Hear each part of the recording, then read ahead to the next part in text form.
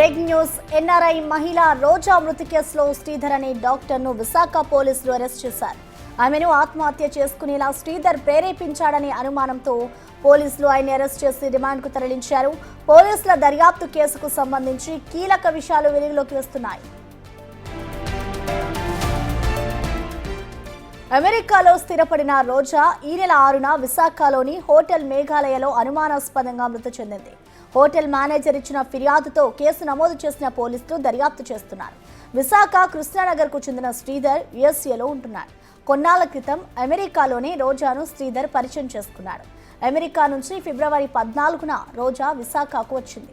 ఫిబ్రవరి 18న శ్రీధర్ వచ్చాడు. ఈ నెల 6న తనను కలవాలని రోజాపై శ్రీధర్ ఒత్తిడి తీసుకొచ్చాడు. ఈ నెల 6న మధ్యాహ్నం 1:40 హోటల్ రూమ్కి ఆమె వచ్చింది. మధ్యాహ్నం 3:35 రిసెప్షన్కు శ్రీధర్ వెళ్లి రూమ్ డోర్ లాక్ అయిందని, ఓపెన్ చేయాలని హోటల్ సిబ్బందిని అడిగాడు. గదికి వెళ్తుండగానే శ్రీధర్ బిగ్గరగా ఏడ్చాడని హోటల్ మేనేజర్ తన ఫిర్యాదులో తెలిపాడు. గదిలో ఉన్న రోజా అపస్మారక స్థితిలోకి వెళ్లినట్లుగా హోటల్ సిబ్బందికి శ్రీధర్ చెప్పాడు. రోజాను నిద్రలేపడానికి ప్రయత్నించినా ఆమె స్పందించలేదని శ్రీధర్ వారికి చెప్పాడు. ఇక గది తలుపు తెరిచినప్పుడు రోజా వాష్రూంలో ఉరి వేసుకొని ఆత్మహత్య చేసుకుందని చెప్పాడు ఆయన.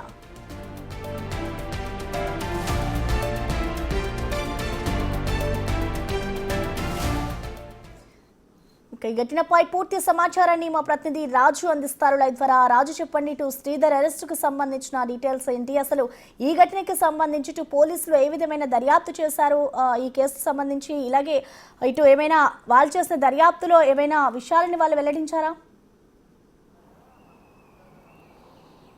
హోటల్ మేఘాలయలో ఉన్నటువంటి రూమ్ నెంబర్ 229లో రోజా ఆత్మహత్య చేసుకుందని చెప్పబడుతున్నటువంటి ఈ కేసు ఎన్నో మలుపులు తిరుగుతున్నటువంటి పరిస్థితి ఉంది. ఎన్నో అనుమానాలు కూడా దీనిపైన రేకెత్తున్నటువంటి పరిస్థితి కనిపిస్తుంది. ముఖ్యంగా వాష్రూమ్లో షవర్కి తను చున్నీతో ఉరివేసుకుని ఆత్మహత్య చేసుకుందనేది ఇక్కడ ప్రధానంగా చెప్తున్నటువంటి మాట. కానీ అంత బరువు ఉన్నటువంటి మనిషి షవర్ పైన ఉన్నటువంటి లింక్కి ఉరివేసుకుంటే ఏ విధంగా బరువుకి నిలబడుతుంది, ఉరివేసుకుంటే చనిపోయేంత ఉంటుందనే అనుమానాలు కూడా ఇక్కడ వ్యక్తమవుతున్నటువంటి పరిస్థితి కనిపిస్తుంది. అయితే 3 రోజుల క్రితం బయటపడినటువంటి ఈ కేసుకు సంబంధించి పోలీసులు అయితే కేసుని పూర్తి స్థాయిలో తప్పుదోవ పట్టించి అసలు కేసు ఏమీ జరగలేదని మాఫీ చేసే ప్రయత్నం అయితే చేసినటువంటి పరిస్థితి ఉంది. కానీ మీడియాలో వచ్చినటువంటి కథనాలు పోలీసు ఉన్నతాధికారులు, ముఖ్యంగా విశాఖ సిపి శంఖపక్తర్ బాగ్జీ చేసినటువంటి అంటే దర్యాప్తులో నమ్మలేని నిజాలు అయితే బయటపడుతున్నటువంటి పరిస్థితి ఇక్కడ స్పష్టంగా వ్యక్తమవుతున్నటువంటి పరిస్థితి కనిపిస్తుంది. రోజా అదేవిధంగా డాక్టర్ శ్రీధర్ ఇద్దరు కూడా అమెరికాలో నివాసం ఉంటున్నటువంటి వాళ్ళు, వేరువేరుగా ఉద్యోగాల కోసం వెళ్ళినటువంటి వాళ్ళు. అయితే రోజా శ్రీధర్ అమెరికాలో కొంతకాలం పరిచయం ఏర్పడింది. ఆ పరిచయాన్ని కూడా అత్యంత బలవంతంగా తనని పైన ఒత్తిడి తీసుకొచ్చి పరిచయాన్ని అయితే చేసుకున్నాడు. కొంతకాలంగా ఉన్నటువంటి ఈ పరిచయం నేపథ్యంలో ఫిబ్రవరి 14వ తేదీన రోజా అమెరికా నుంచి విశాఖపట్నం అయితే రావడం జరిగింది. మధ్యలపాలెంలోనూ వాళ్ళ నివాసం ఉంటున్నటువంటి ఇల్లు కూడా ఉంది. అదేవిధంగా 18వ తేదీన అటు డాక్టర్ శ్రీధర్ కూడా అమెరికా నుంచి విశాఖపట్నం రావడం, మహారాణిపేటలో ఉన్నటువంటి కృష్ణానగర్లో వాళ్ళు కూడా నివాసం ఉంటున్నటువంటి ఇల్లు ఉంది.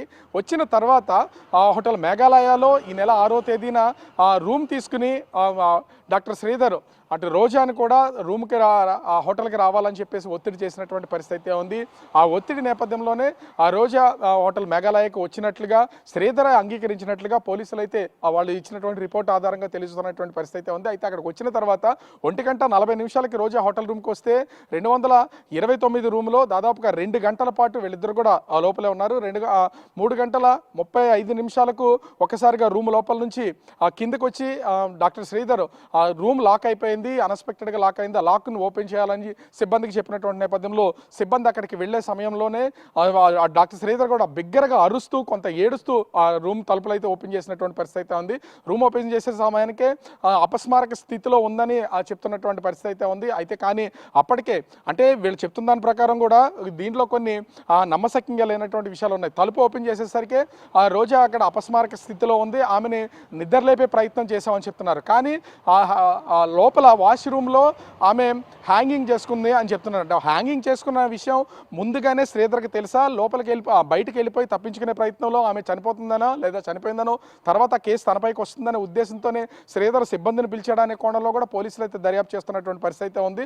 అయితే విచారణలో భాగంగా డాక్టర్ శ్రీధర్ ప్రస్తుతం అయితే పోలీసులు అదుపులోకి తీసుకుని విచారణ అయితే కొనసాగించిన తర్వాత మరి కొద్దిసేపట్లో మ్యాజిస్ట్రేట్ ముందు ప్రవేశపెట్టే అవకాశం అయితే ఉంది. ప్రస్తుతం పోలీసులు అయితే డాక్టర్ శ్రీధర్ని అరెస్ట్ చేశారు. అయితే దీని వెనక ఇంకేమన్నా అంటే కేవలం ఇద్దరి మధ్య ఉన్నటువంటి పరిచయమేనా లేదా ఇతర లావాదేవీలకు సంబంధించి ఏమైనా ఒత్తిడి చేసి ఇక్కడికైతే హోటల్కి రమ్మని చెప్పాడనే కోణంలో కూడా పోలీసులు అయితే దర్యాప్తు చేస్తున్నటువంటి పరిస్థితి అయితే ఉంది.